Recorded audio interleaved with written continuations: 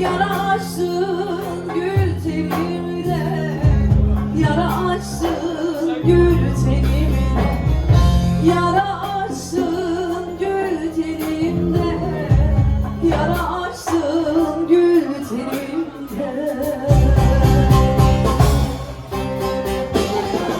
Ağlar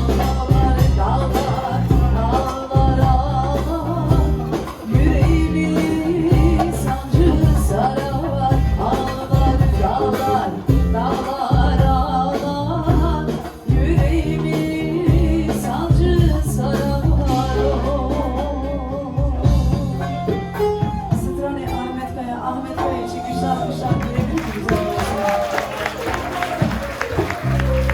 Yıllar geçti, ben yoruldum. Dillerde kirlendi alım. Ne uslandım, ne duruldu, ben seni hiç unutmadım.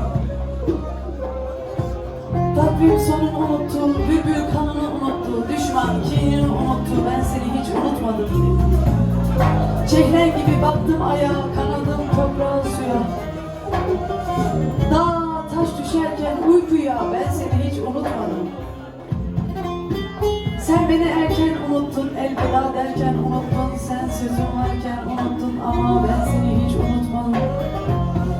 Dinlemedim eşi dostu, herkes kızdı, sonra sustu, bana annem bile küstü, ben seni hiç unutmadım.